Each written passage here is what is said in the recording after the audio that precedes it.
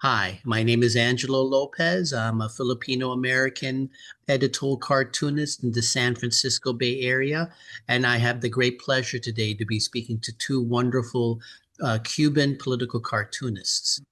Um, oh, okay. So Gustavo Rodriguez, better known as Garrincha, is a Cuban American cartoonist who lives in Florida, and Ramses Morales Izquierdo is a Cuban cartoonist who lives in Switzerland. Today we'll be talking about Cuba and their thoughts on the current political scene. So thank both of you for taking the time to talk to me today. And I was mentioning this before, but I wish you both of you well right now and stuff. So Thank you uh, for having us. yeah, it's a worrisome time for both of you. I guess for all three of us, but Yep. I wish the best and stuff. So okay. So yeah, I guess the first thing how is the Iran war right now affecting both of the places where you live? Um, well, Yeah, the first impact, of course, it was on the economy level because of the gas prices and all stuff. So that goes straight to the center of families. And even if you don't have any political worries or any political affiliations, if you don't worry about anything else, your your money will be affected by that. So basically, that was the first impact that we received. But then again, there was another crazy adventure when every other day you had a different. The news cycle was useless because you have something new going on all the time, and crazier day after day. It was crazier than the day before. So it was kind of you went from the disappointment part to the worrisome, and then you were like a zombie. Well, what's going to be next? I'm trying to stay away from social networks because sometimes you know how toxic and how dense that can be. But it's worrisome. Yeah, I guess certainly. you're trying to protect your mental health by That, not that giving. also, yeah. Okay, okay, yeah. How about you, Rams? How's it going in Switzerland? Are you high gas prices uh, too, I guess, or I'm I'm not talking only about Switzerland. I'm talking about Europe. It's not only Iran war. It's yeah, Ukraine war also, and yeah, we have two wars very close to Europe right now, and they are impacting very seriously in the whole establishment of the union. yeah, It's crazy what is happening now. And that yeah, I call the Iran war the war of the weekends, because everything happens in the weekends, yeah, and then we have the week to it's like to take a breath, and then the next weekend come the bombing and everything, and then in yeah. the weekend everything collapse. It's impressive, and then it's like drop by drop the unity and the consensus of the Europe and the NATO is weakened. It's Yeah. weakened step by step. And you see, for example, what happened right now in Ankara, Yeah. in the latest meeting of NATO. It was like a circus. It was Yeah. like a circus. Right now we have a chief of the NATO that is like a puppet. It's I tell you, it's impressive what is happening right now in Europe with all of Oh. this. So I it's didn't even think about it. You're not facing one war, but two. The thing with America, we're so far away that the Yeah, war's this effects. is the thing. This is the thing, and that's why, for example, Donald Trump is so how can I say, so confident. I say Yeah. in this thing, because he thinks that this war cannot affect him directly, like us in Europe, because you hey, when you see the position in which we are now, we think we this moment we thought that Europe was a great continent, a great group of countries, but when you see the size of the countries in war right now, Yeah. They are more like Europe. Yeah. It's impressive what is happening. And I'm not telling what is happening right now. I'm telling of the aftermath of this thing. Yeah. The immigration wave. Yeah. Wait for that. Wait for that. Yeah. I don't know. I don't know how to express in words this except by drawing. It's I don't know. Angelo, right now we are living a very dramatic moments. Many people here in Europe, there is a sector that they are living like disconnected from from their reality, and it's like it's okay. Well, even they are making the holidays in those such countries. It is amazing what is happening right now. Yeah. I didn't even think of that and stuff. But yeah, you're right. You guys are facing two wars, but is it kind of dread? Dread? Threat. Yeah. Yeah, Okay. for Europe, for Yeah. sure, for Yeah. sure. You know what happening now is that, for example, you know that one of the neighbor countries of Ukraine is Yeah. Poland, and then Yeah. Poland, it's a member of the European Union and the NATO. And Yeah. what happened? What happening when not a drone but a rocket hit some important part of Poland? What do you think would be the answer of this? Yeah. Yeah. I I don't know. cannot imagine. I cannot imagine. Yeah. It's Well, it's I'm whenever I talk to it's cartoonists who live in beautiful. It's yeah, beautiful. well, whenever I talk to cartoon, because I'm an American, I guess for Gustavo and me as Americans, we apologize for Trump for what he's doing. you know. I apologize for Marco Rubio. Oh, okay. Okay. Yeah. Yeah. Okay. Well, okay. Since I mentioned Trump, I mean, what are your thoughts on Trump's second term so far for both of you? Well, Well, please.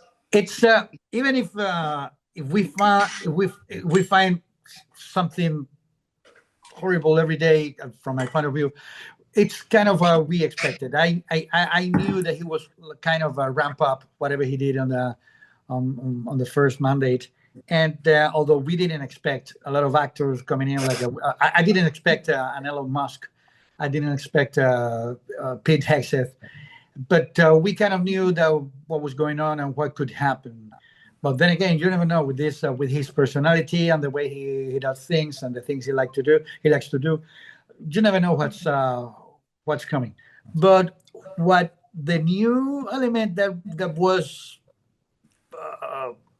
was really, really, really nasty was the um, the immigration measures and the reaction from many Latinos back in those measures because. Uh, on paper, it looks like okay, it's normal. You want to fight illegal immigration, but the way they were doing things, and they are doing things, and the people that they are, the way they're treating people, and the people that they are uh, being jailed because of that, it really worries me, and it's disheartening. It's that's something that I don't think anybody saw it coming.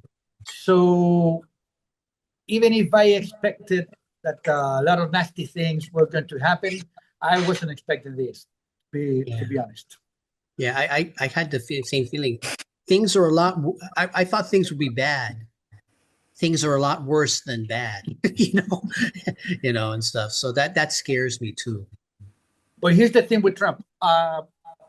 Whenever his actions and the way he speaks, the words he chooses, and his narrative, everything. Sometimes you lose focus on what's going on because you tend to mock him, criticize him, and you forget the real damage that's been done to society because you decide to mock him. It's a big problem for us cartoonists and for any citizen.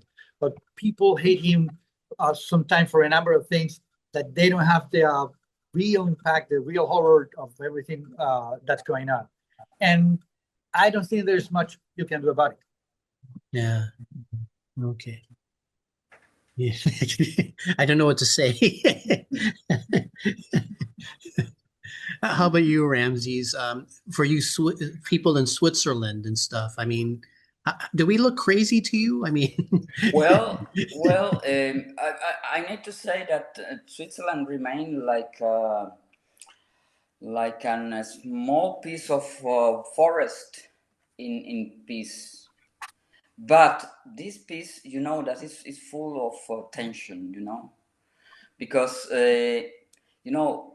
Trump is like Garrincha said, it's not the words that we laugh on him. It's the method, it's the way in which he is leading the international politics today. Because you see leaders, war leaders, presenting to him things or events that you never saw in your life to see. For example, how he treated Zelensky, yeah, or how our we can say prime minister of Switzerland is not a prime minister. It's one of the seven. This is the thing that I love from Switzerland. He remains only 1 year in the chair, but the way he came to the White House and he present a gold bar and a watch, to him. I don't know. It's like this. There are things that I never saw in the international politics before. yeah, It's the way in which he is leading the international politics. Because I'm not laughing of Trump at all. yeah, I need to say that in the first term, I laugh of him. I saw, this is a clown. But in this, one of the first things that makes me the red light was that he was supported by this organization that the foundation that they wanted to make the whole new idea, whole new politics in the United States. They wanted to change everything. And that was the main ring to me. Oh wow, wait a minute. He wants something more.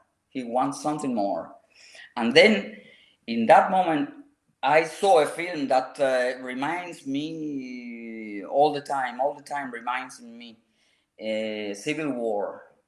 It's something that I cannot remove from my head every time right now. So, because right now I'm not laughing. Right now I'm deeply concerned, because my idea is that he doesn't want to leave the power.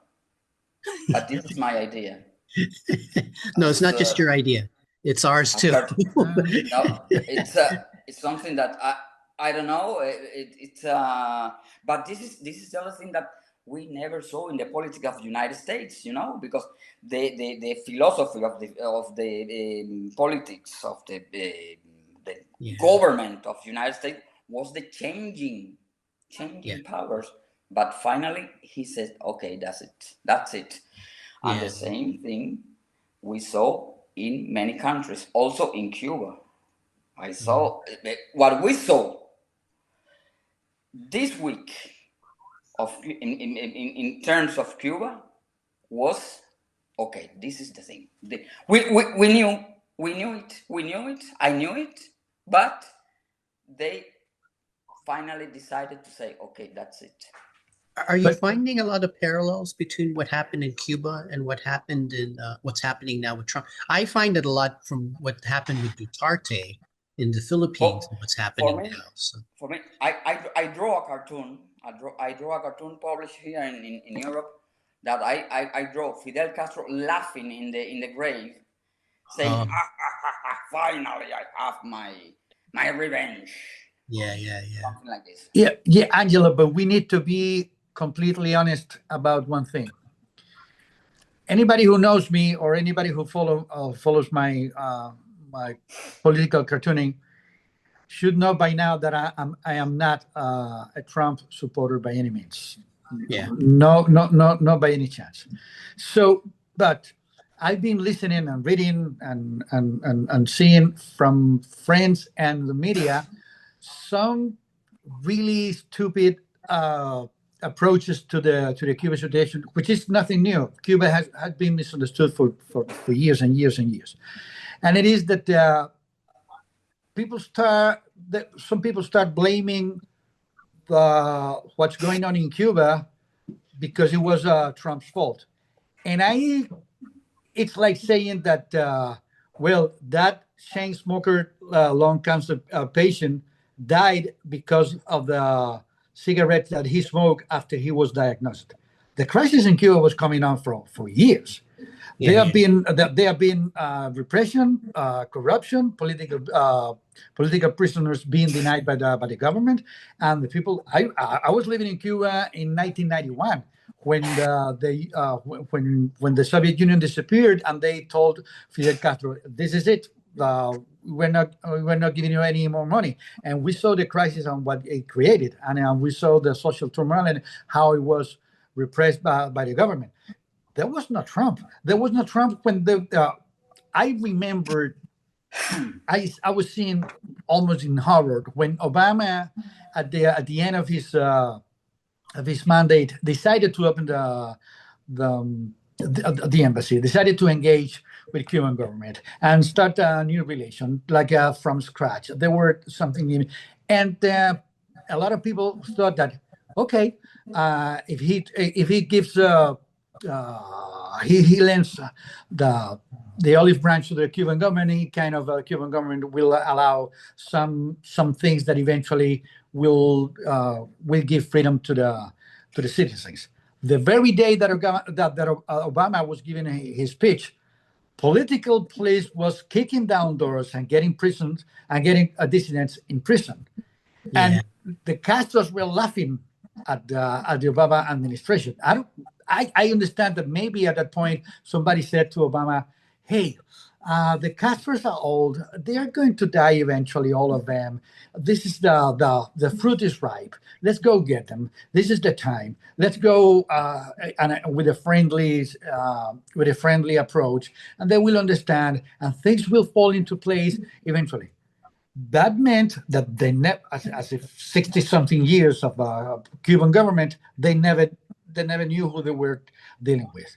And it was when that happened, my disappointment was huge. And now it's happening a little bit of the same thing.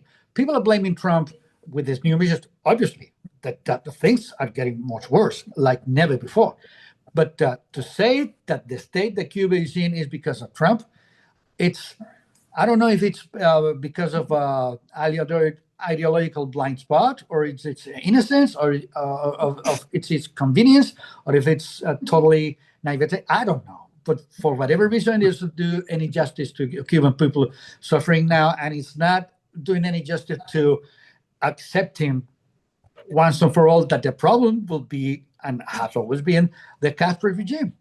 And there's no way to deal with them, and they don't want to deal with anybody. And they are the ones who never wanted the embargo to end, no matter how many times they go to the UN or to say to the journalists that the embargo is to blame for everything. They are to blame for everything, people. You have to understand that. Stop making excuses. And 67 years of the same thing, it doesn't tell you anything.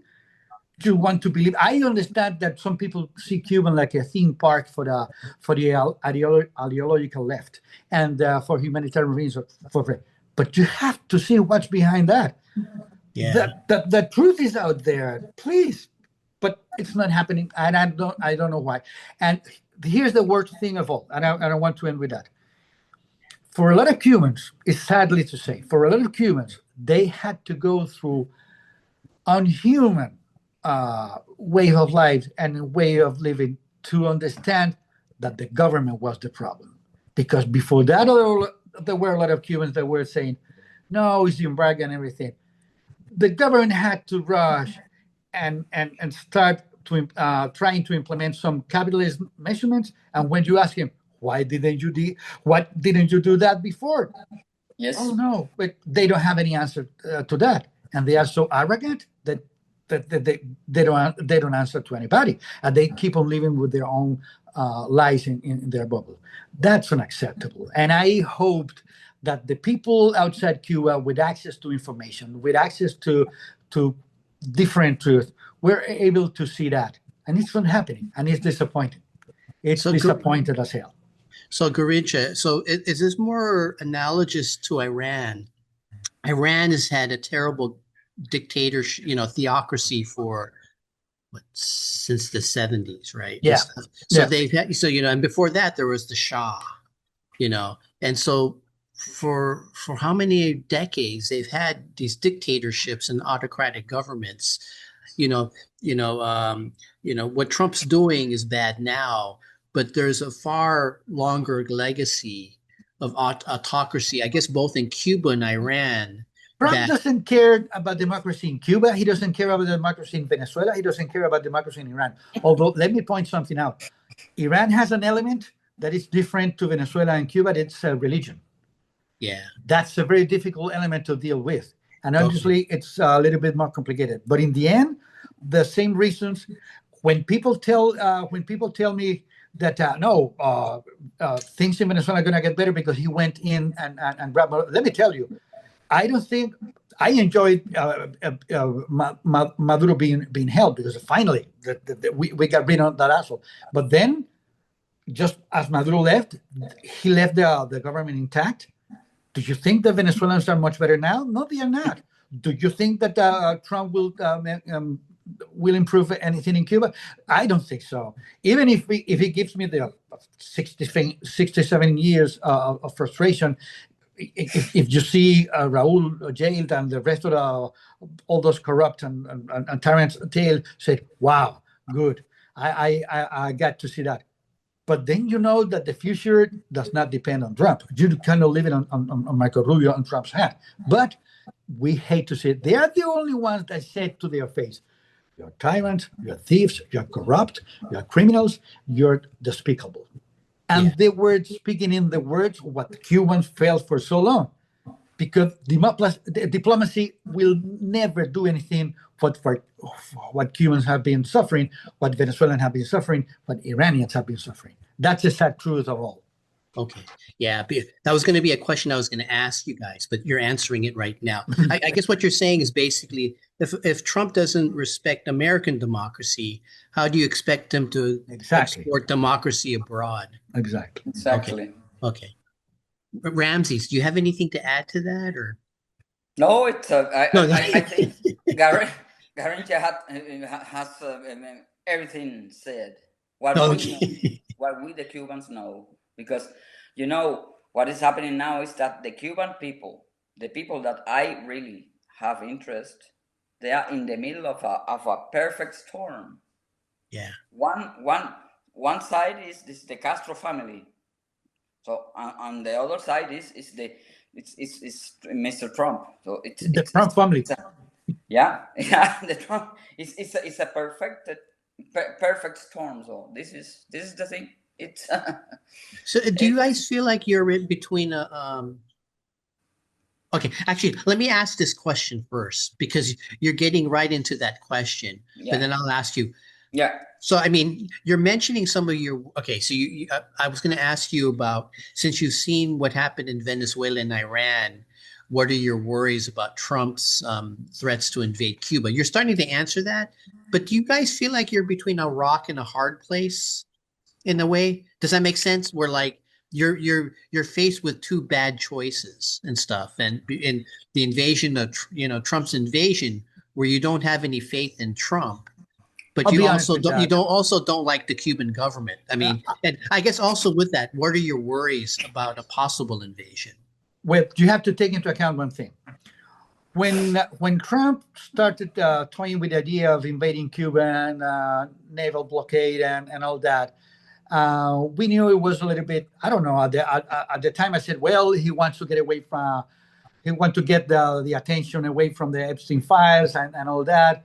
And he's more of a, he wants to score points with the conservative Cubans in Florida and all that. But then I saw the reaction from the Cuban government, because usually they used to react before with a lot of arrogance, and after Trump went into Venezuela and fetched Maduro, the reaction of the Cuban government was slightly different.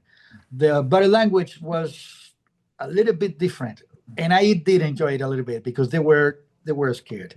I don't think that Trump was going to invade. Maybe they didn't know that, but maybe they were afraid of some other things that we don't have the information about. And that was certainly something new, because they were reacting with a little bit of fear, totally different from the past. And believe me, we Cubans have a lot of experience dealing with their messages and their reactions and their arguments and the way they act. This time was different. Okay. Oh, how about you, Ramses? Yeah. This is, you know, what happening is that Trump, I think he talked. In my opinion, he talked too soon about a possible invasion to Cuba, but he needed to consider that he was already involved in a much big problem right now that is unsolved. So he needs to solve that first, and then to do something in Cuba. And the Cuban regime knows that. Knows that. And they, you know, what I'm thinking is that right now, who has more time is the Cuban regime, is the Castro family. They have plenty of time right now. Trump is running against the courts, against the wall. He needs to solve urgently the Gordian knot of Iran in the first step, and then let's see what is happening right now with Cuba. But I don't think it's an objective idea to invade Cuba, or I need to tell you two things. Cuban regime will never leave the power in peace. Yeah. They want a war. And then the other thing is that an invasion in Cuba right now in the condition, in the status of the United States, will be like will solve nothing. Will solve nothing. I don't know, because Cuba is not politically is not ready. It's not mature to make a new start.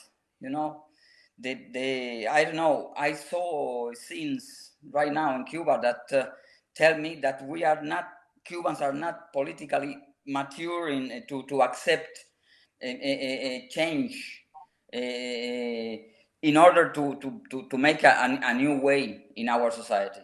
So, and this is the thing that I'm afraid of Cuba. Okay. An invasion could make the things worse, but the regime, the Castro family, this is the only way to leave the power. Yeah. The chess is complicated right now. Okay. I'm curious. We have 8 minutes or actually 7 minutes for this first meeting and stuff. Mm-hmm. Let me ask you. It sounds you're mentioning a lot about the cat. Is it similar to the Marcos family in the Philippines, where they talk about being a communist country, but they're really just a family dictatorship, an oligarchy? More or less, or the Fujimori family, or yeah, because you're from the way you're describing Cuba, it seems more like a family dictatorship, an oligarchy. It's a dynasty. Am I making sense? Because the Philippines with Marcos, And for the Marcos family was such a what's the right word? The problem with the Philippines is that a few rich families own most of the political power in the Philippines. Is that similar in Cuba? Well, the thing in Cuba is the Or is it things different? Is it different or that all the things that make the Cuba problem different, it's the ideology part. But at the same time, it brings a new element of surprise that I don't think that many Cubans were expecting. I don't know if you saw that the grandson, Raúl Castro's grandson, who was a nobody for a lot of Cubans, nobody knew about him. Suddenly, he's bypassing the president, and he's dealing with the secret conversations or not so secret conversations with the Cuban government. They are considering him as a vital actor in whatever is going to happen in Cuba, and that should lead many Cubans and people outside Cuba to think: is this nepotism or is this that's what I mean. That's what I mean and stuff. So what's the rationale behind it? And everything is bathed in the ideology. We are never we will never leave our ideals. It's way beyond nationalism. We never because this is the ideology that kept us strong for so many years, and we never leave our way of dealing, even if people are dying because of that. So that tells you how fake and corrupt has been that Cuban government that's been living on their ideology sources for so long. And that's a little bit different than what happened in Philippines, I think. Okay. The only reason I'm asking is I don't know and stuff. My knowledge of Cuba is very superficial and stuff. So, the reason I'm talking to you is because I don't know and stuff. But I'm curious. We have 4 minutes and 40 seconds left. If you put your mouse to the upper right, you'll see how much time is left for this first video. Okay. I'm curious if you can answer this in 4 minutes, but how is Marco Rubio? Do you think he has a big hand in whatever might go on in Cuba and stuff? Go ahead, Darm. Go ahead, Ramses. You said repeat. Oh, Marco Rubio and stuff, because he's is he Secretary of State? Yeah. Do you think he's playing because right now I read that he's playing a large hand in what's going on in Venezuela and stuff. Do you think he's playing a hidden hand, or actually it's not even hidden and stuff? In if there is an invasion of Cuba, you think it's Marco Rubio that's going to play the big role? Not because Trump doesn't really know what he's doing. I don't think so, because right now our problem is that we don't have somebody that could take the command of the island, of the Cuban society, because Marco Rubio he is an American politician. Yeah, he is an American. We need to see Marco Rubio has Cuban origins, but he's an American politician. This is the thing, and I surrendered my charge here in the United States, and then I took in charge of Cuba. I don't know. I don't know. But Marco has been pushing. Opinion. Marco had been pushing the envelope on the Cuban liberation side. I don't know how much influence he has on Trump on these subjects. The way I see it is that Trump relies on him to take care of those matters and to take care of all the Latino issues, and I'll focus my attention on something else. Maybe it's not that way, but that's certainly the way that things seem to be happening. So we don't know if he's going to be the final say or the upper hand in whatever he's doing. I wouldn't be surprised. Okay. Yeah, the only reason I'm asking is I don't know and stuff. I don't know. I don't think anybody knows. Yeah. Okay. Hey. Were you able to get a drink or anything for? Yeah, we're good. The hydration pills. Okay. Can I ask something? Are you kind of saying that do you think the American left still has too rosy a view of the Cuban government and stuff? Because I have some Vietnamese American friends, and they tend to be Republican because they think the Democrats used, not anymore, but they used to have too rosy a view of the Vietnamese government. Is that what you're criticizing, or is that something different? I think so. Well, sometimes it's not a rosy view, but because for me, a rosy view is saying that everything is perfect. I mean, after all this time, they have to admit that everything is not perfect. But sometimes they're too naive in thinking that things in Cuba work like the rest of the world, and it's hard for me to explain. Actually, it was one of the things that I wanted to ask Ramses if he met people in Switzerland that they had these very naive ideas about how things are in Cuba, how Cubans think, and because that's what happens to Cuban everywhere. Let me tell you something that happened to me when I went to Venezuela for the first time. I went to Venezuela in 1996. The so-called special period was in the last years of it, but I remember being in Venezuela and telling my Venezuelan friends about Cuba and about all the hardships that we had to went through, and at some point they started looking at me like, this guy is overreacting. He's making things up, and as soon as I realized that, I said, no, I'll stop, because that's something. I realized that they were not going to be able to wrap their heads around everything, and they were thinking that I was posting. I said, no, let's leave it. I prefer to live in their ignorance than thinking that things are better than what I was saying, and that's disappointing. It's frustrating. That's something that, and I've seen that in the American public, and even with I remember the first time that I went to a cartoonist convention that were trying to explain what was going on, and there were cartoonists that I knew they were not in favor of the Castro, but they didn't know anything, and they thought that the solution for our Cuban problems was, well, not exactly what I had in mind. But let me tell you something. Americans, even in their ignorance or whatever it is, because everybody's ignorant about everything. It's not to point out I'm not pointing at the Americans only. When you see people from Latin America that they go to Cuba and try to explain us Cuban what to do, what to expect, and what was going on, that's really hard. So compared to that, my experience with the American has been a little bit better. Okay. No, I guess the only reason I'm asking is because I was trying to I'm the way I understand things is I tend to try to compare things.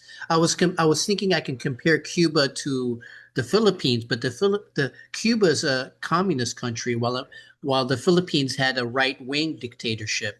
Yeah. Would a better analogy be between Vietnam, because both Vietnam and Cuba are communist countries, and so it's more analogous to compare Cuba to Vietnam than to the Philippines, because ideologically both countries are left-wing authoritarian countries, in whereas some the points, Philippines yes, had to deal with a right-wing autocratic government. In That's some the only points, that's the only thing yes. I was asking and stuff, because when I listen to what you're saying, it sounds analogous to what a lot of Vietnamese American friends have told me about Vietnam, is that it may call itself communist, but it's basically just a dictate. It's just basically an autocratic government and stuff. Yeah, the ideology is the factor that can stain everything and can disguise a lot of things. That's one of the reasons you see a lot of even Americans are going to Cuba and they say, no, they're suffering because of the embargo. If the Americans open their hearts to Cuba, everything will be better. And I've seen that even from I have heard that argument even from Cubans that we are living in Cuba, that they were supposed to know what was going on, and now they are living outside, and they still think that the Cuban government will change for some magical solution. Yeah. It's hard to take, believe me. Okay. Very hard to I'm just wondering because there's a weakness to my compare, because like you can't really compare Cuba to Iran because Iran is a religious autocracy. Yep. And stuff. So that's a very different fact, I guess. Yeah, Okay. Yeah. I'm just saying that, my brain there's a limit to my brain's intelligence. So yeah, that's true. To process the too much information. yeah. Yeah. No, I'm curious then. We're saying about the bad things about Cuba, but what do you want Americans to know? Okay, actually, this kind of leads to our thing, but what do you want Americans to know about Cuba? And actually, in a positive note, what do you guys love about Cuba and its culture? And so, but first, just basically, you can continue what on the road you're leading to. But I know Ramses, do you want to? What do you want Americans to know about Cuba since we might be invading Cuba soon and stuff? No, I mean, you know. nothing, nothing. So, I just want to leave us in peace, to grow up. I don't know. At this point of the game, I all my dreams are gone. Oh, everything. So I don't know. I just want to have a break, to let the country grow up again, or so. I don't know, because culture.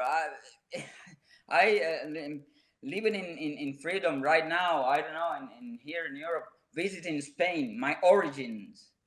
I discovered that many things I thought they were Cubans. Their root are not in Cuba, are in Spain. Oh yeah. And then, for example, I don't know. There are things that I received from my family, because Cuba, for me is my family, it's my city. Trinidad is a place that teach you to love a city first to a country. Yeah. Okay. And I don't know, but this is my case, and my family. And then when I visit the origin of my family in Spain, I discovered things that I thought they were Cubans in Spain. So and Oh, they're Spanish. I mean, It's but hard okay, to but say. yeah, but what do you It's love hard about to say. Cuba? What do you love about? I mean, is there anything I you love? love I love my city, Okay. because I work in preserving my city for 15 years. I don't know. It's like a bubble. Trinidad is like a bubble, Oh, and for me, yeah, Havana, but I don't know. I was cartoonist in Trinidad, not in Havana, because in Havana I was not welcome for the oh, for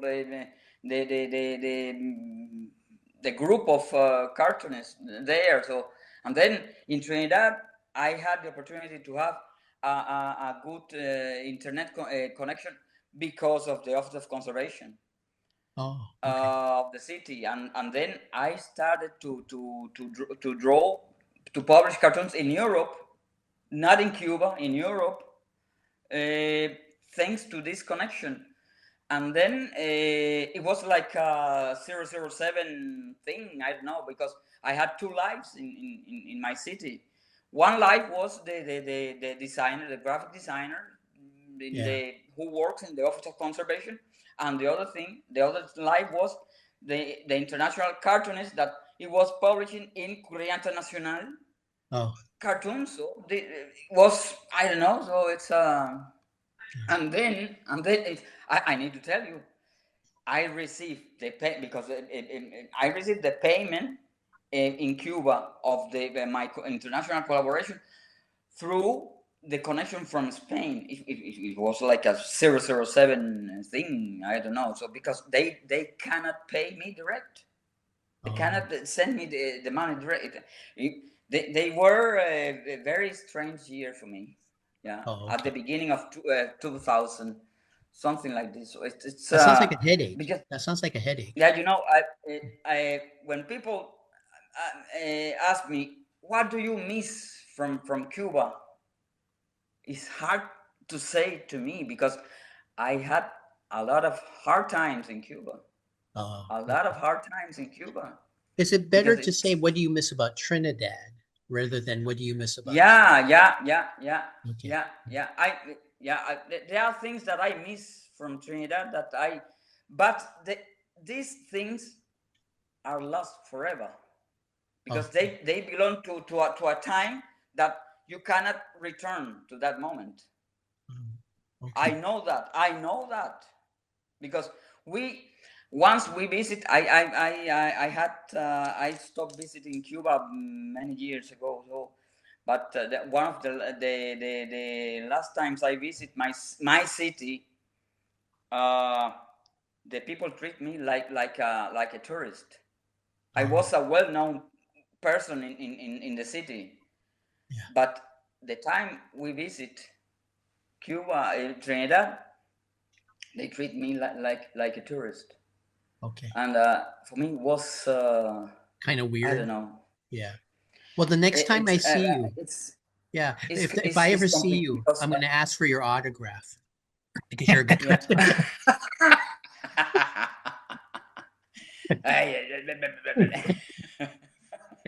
Okay. Garrincha, what do you miss about Cuba? And what do you want Americans to know about? Yeah, I would like to tell them that Cubans are passionate, very passionate, and we Cubans have a rich culture. And I'd like to think that the proper motivation, we could achieve a lot of things, that it's going to take a long, long time to erase the social damage done by 67 years of Castro regime. But I also want to be honest that because there are a lot of things that we blame it on. We blame it on the Castro, and there are some things that we Cubans as a nation, we need to improve. We need to get better. We need to be honest. We need to learn. We need to start from scratch. We need to forget the idea that we need a leader no matter what. We need to learn new ways of existing, because right now the shape of the country is not only in a bad shape on the economical point of view, but also from the social point of view, and that's something that's been damaged for years of toxic ideology and everything. So I would like the American to say, well, Cubans are passionate, they are welcoming, they are friendly, they have a rich culture, they should be able to achieve great things. But on the other hand, we also have this kind of stuff that you have to take into account. So we are not perfect by any means. So the rosy vision that we were talking about, you have to live that in America if you go to Cuba. So to be more realistic, that's it. Are you talking about like a tendency among people to try to follow a great leader rather than rely on yourselves? Is that what you mean? Or because in the Philippines, there's why are we going to the son of Marcos? Why are we Duterte? Why are we even in America? Why are people going for Trump? There's a tendency to want to do the strong man, great leader, the leader will solve all our problems. Yeah, rather than that's something that if you take a look at the history of Latin America, that's been the present thing in all through the years, and I think it has to do with the culture. It has to do not only with the culture, but to the human being. But in Latin America, I think that that sentiment is stronger, and that need to be. I remember years ago that I was chatting with a friend of mine that she was living in Cuba. She was young. She was about to graduate. She was she loved photography. She had a boyfriend that was living in Norway. He was about to leave the country, and I remember that I don't like to put Cubans on the spot on social media to tell their opinion about Cuba, because I know that I can get them in trouble. But I remember that at the time there was one of those fake elections in Cuba, and she was started crying, well, Cuban dissidents, they are ugly, nobody knows them, they get paid by the Cuban government. And at one point I stopped there and said, and told her, do you need a dissident or a leader to know that the Cuban elections are a theater, they are fake? Yeah. Do you need somebody to tell you the state that the country is in? You don't need that. So, and she got upset. she blocked me. She didn't like what I was saying, and that's one of the problems that Cuban has to get had to face and tackle head on. Yeah, Definitely. okay. Yeah. I just want to say, the Philippines, we used to be a Spanish colony too. And Uh-huh. stuff. But there's certain things that I thought were Filipino. I'm eating an empanada and stuff, and I thought that's Filipino, but I think that's Spanish, right? An empanada and stuff. So I used to think that was just a Filipino thing. So yeah. Well, there you go. Okay. Well, okay. Next question for Ramses. You're in Switzerland right now. This is a two-part question for you. In Europe, are you guys still worried about right-wing nationalist groups? After Orban lost the election, and I guess the second part: how are Europeans reacting to Trump's threats to invade Greenland? Does this seem crazy? I mean, Crazy. As I tell you, Europe is smaller than I thought.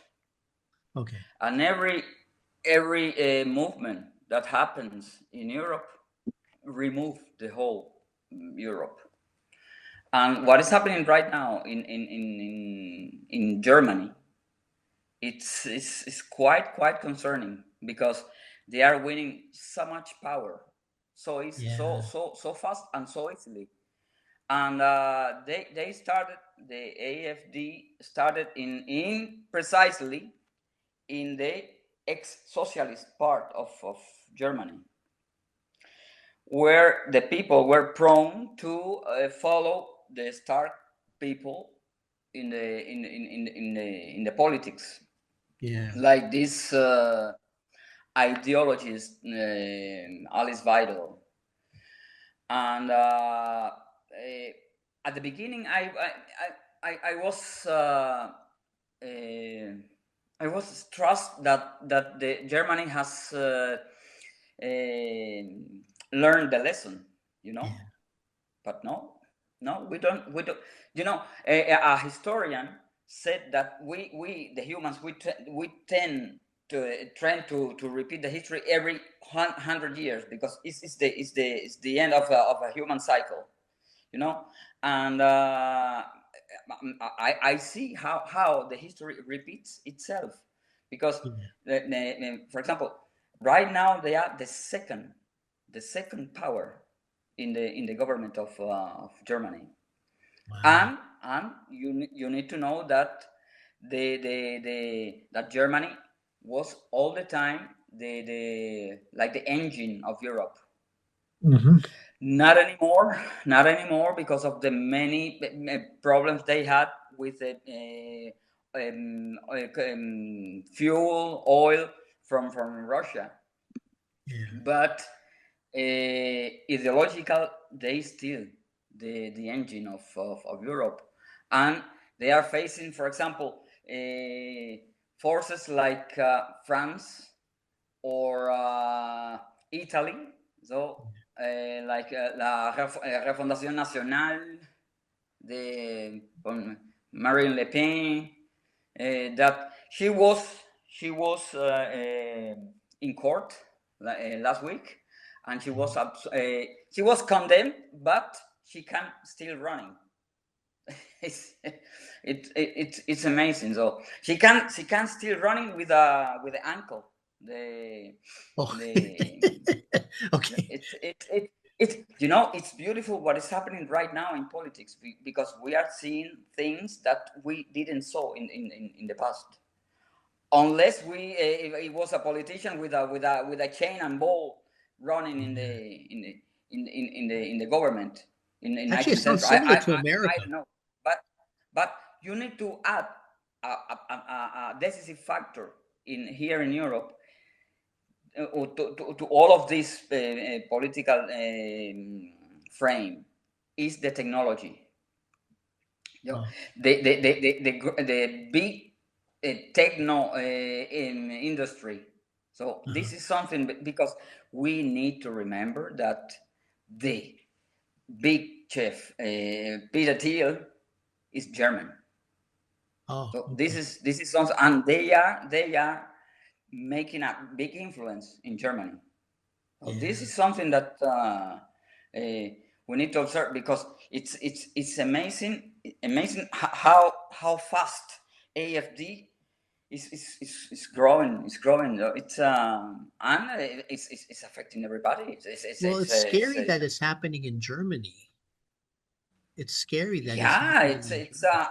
and then what is happening right now is not only because you don't need to see like an apart incident, like an isolated incident. It's a chain of many things. So till this moment. Yeah, And this is the thing that we are living right now. The thing is that, for example, to have a condition, for example, right now, to be an poor immigrant. Mostly of the immigrants right now in Europe, they are coming from war areas. They are poor, they're not rich, and they have the wrong color.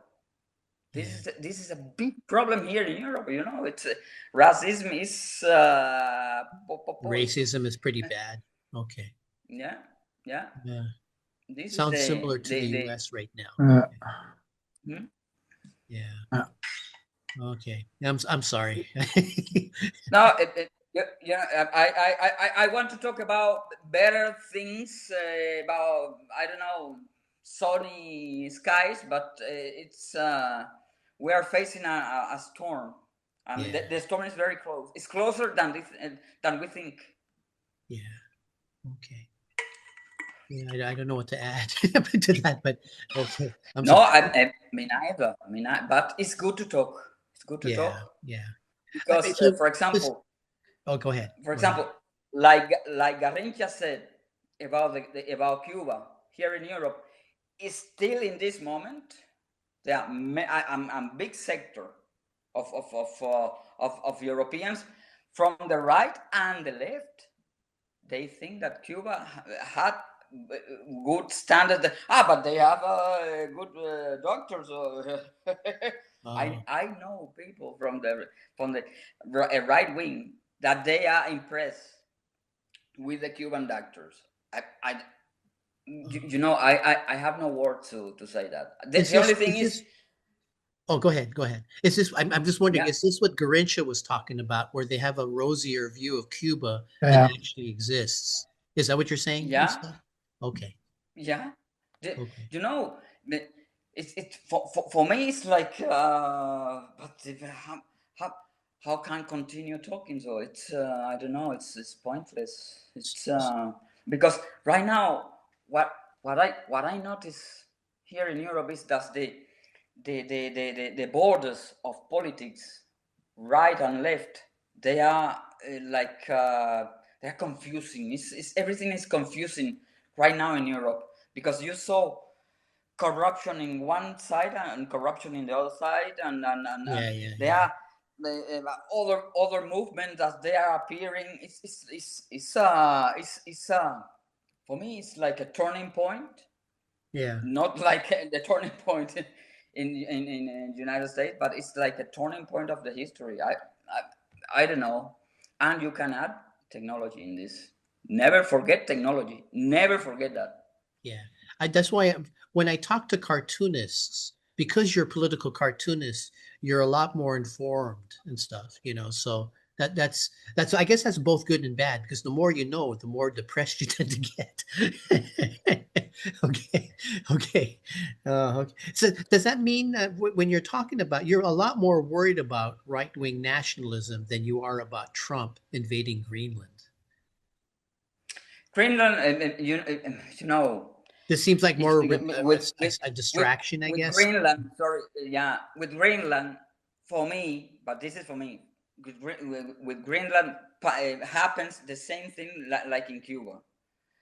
Donald Trump, every time that wants to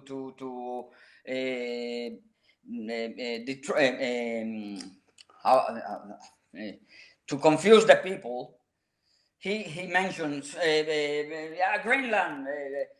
Look, Greenland, not Iraq. This is the thing, but because right now, invade Greenland, invade Canada, 51 state Canada. Yeah. I don't know. It's Angelo, we have other things more serious to think about right Yeah. now Yeah. instead of Greenland. We need to worry about that because the president of the United States said that, Yeah. but there are more important things right now to attend. To worry You know, about. it's Okay. Okay. Yeah. Okay. Yeah. Well, thank you. Thank you. More things to worry about. Okay. Okay. Okay. Garrincha, you're now an American citizen. row. Yeah. Yeah. I'm curious. What surprised you about America and stuff? And I guess, coupled with that and stuff, like good or bad, and what has surprised you about being in America? And I guess, what are your thoughts on Trump's anti-immigrant policies right now and stuff? But I guess Well, first, yeah, good or bad? I mean, maybe there's some good surprises, maybe there's some bad. What are you surprised let, about that? let me give you the good surprises first. When I came to the States, and I was hoping that I was going to make a living in whatever I did before thinking of living off cartooning. I was doing all kind of works, and I was working in this company, this production company, that because of the kind of work that they were doing, they sent me traveling all over the country. I even went close to the North Pole in Alaska. So Oh wow. I met a lot of people, knew a lot of places that there's no way I could have ever known. So one of the things that impressed was how vast, rich, and different this country was. It's Oh, continental. The United States are continental. They can be different countries within the state because of the culture, because of the history, because of a lot of things. That's one of the things. Uh, and but the things that I really started to feel and endorse and appreciate structure, vastness, richness, and totally different people. The idea that some people have of Americans, it's very childish most of the time because of the movies or whatever reason. And I really was impressed with different cultures and all the things. Because one of the things that you as a Latino find out is there's a huge difference, and you embraced the good part of it, or you go to a corner and curl and start to cry. So that's one of the things that was a huge impact on me, and I really appreciate having that opportunity because I still see a lot of Cubans living here in Florida that they think that Miami is the United States, and I feel sorry for them.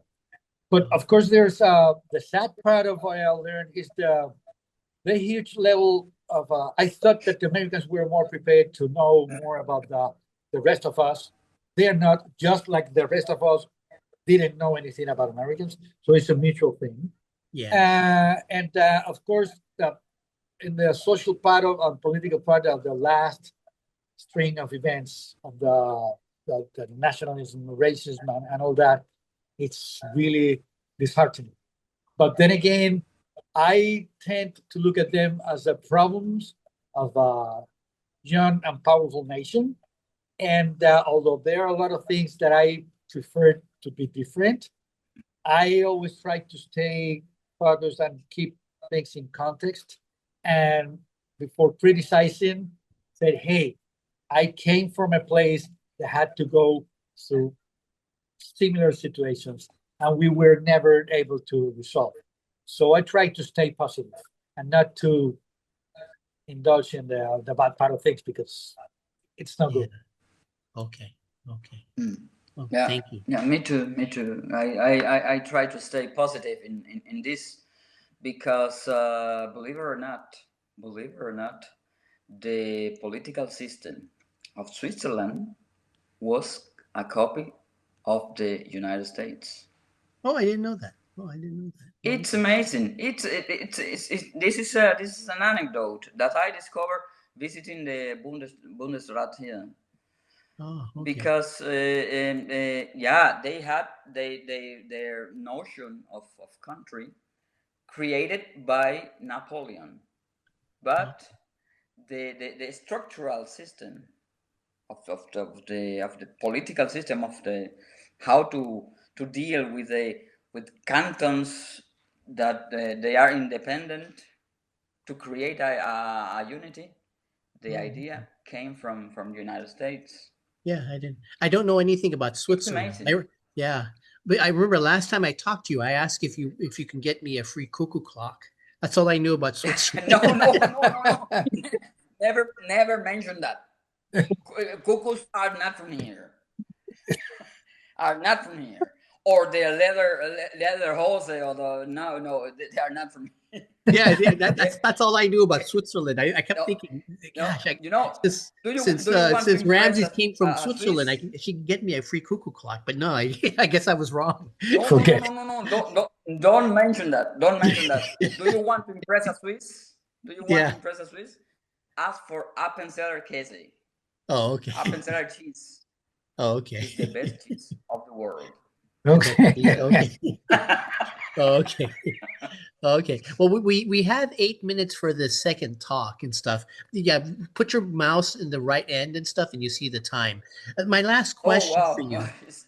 The time Oh, no. I love our talk. You guys are saying a lot that I'm learning about and stuff. But I'm wondering, okay, you're both cartoonists. What do you love about political cartooning? And why do you think political cartoons are still important? Go ahead, Ram. Okay, so for me, political cartooning is like since the beginning, it's like a school for me. It's for me. I grow up observing the world because at the beginning, when I was a teenager, I was very naive of everything, very naive, and cartooning starting because I started with an editor in Europe that he sent me a reprise of the news, and I needed to stay in tone with those things, and then I started to learning. I thought, wow, that is something that, and then it was like I was better my aiming in the things. So was the first years they were like a school. I like it. The system I discovered because I had a mentor here in Europe, and then I was sending the cartoons, and he was telling me this not. They were very hard, they were, and then I learned that don't cry, just do it. That's it. That's why for me political cartooning is like a school, and I like it because then I discover other hard schools because it's getting harder because the Le Monde is a school that they don't say nothing. Yeah. You send and they don't send nothing, and that's it. And that one day you are published, and I'm published, and then you receive a letter. Yeah. Okay. This is the thing. It's amazing. But I like somehow to be kick on the ass all the time. So this is the thing. So it's for me, cartooning, editorial. I call it editorial cartooning. Yeah. For me, it's I like it. I like to do it, and I do it. This is, and I met many interesting people like you, like everybody. So colleagues from Canada, from everybody. So it's amazing. That's cool. Well, there's a funny thing because I became a cartoonist not because of political cartooning. I became a cartoonist because I wanted to be a comic strip artist. Blame it on Schultz and Peanuts. I wanted to do something like that. But since I was living in Cuba, there was no way that I could develop anything close to that. And I started doing some other kind of cartooning. And I hated doing political cartoons in Cuba, because most of the time, and all the time, I did what the editors expected me to do. I didn't have to do it. I did it because I wanted to fly under the radar and leave the country as soon as possible, which is something that I done. I don't think it's a good idea for anybody to do it, because it's a little bit of cowardice and a little bit of opportunism. I'm not proud of that. So when I left Cuba, I came to Miami and I started reading and learning about things. I spent a lot of time that I couldn't draw anything because I was in shock. I was a little bit ashamed of what I was learning, and I was in shock. And little by little, I started developing, because I needed to express my opinion, and political cartooning, drawing is the best thing I could do.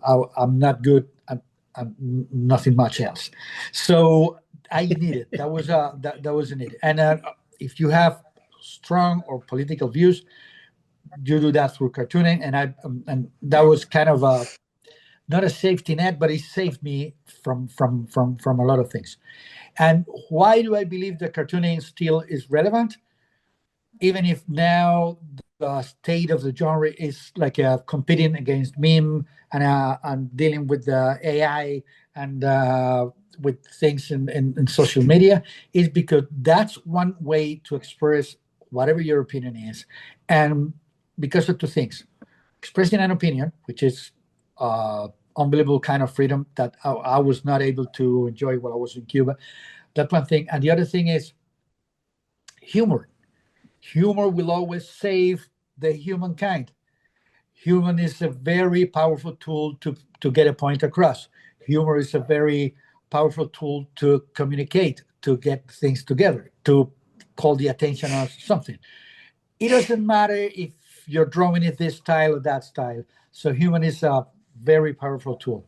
And that's why I think that political cartoon, even if it's something that's dying, but political cartoons are still relevant. They are important, and we need to take them into account. Okay. Well, thank you both and stuff. And No, please. You did it under the wire. We still got 2 minutes left. Well, I thank both of you and stuff. And I appreciate this. Is actually, it's important, especially here in America, to hear voices from other countries and other perspectives and Yeah, stuff. I guess. Because That's true. yeah, because I have to admit, a lot of times I am an ignorant American. I have to break through some of the stereotypes that I have about other countries and stuff. So it's like, when I used to think of Cuba, I used to just think of Havana cigars and stuff. And that's I know that. I know. Just like Cubans tend to think of America like a cowboys and stuff like that. Yeah, I know. It's very childish, but it's unavoidable. It is what it is. Yeah, and stuff. But I don't smoke or drink alcohol. Or dance. Yeah. Well, thank you very much. Thank you very much. My pleasure, Angelo.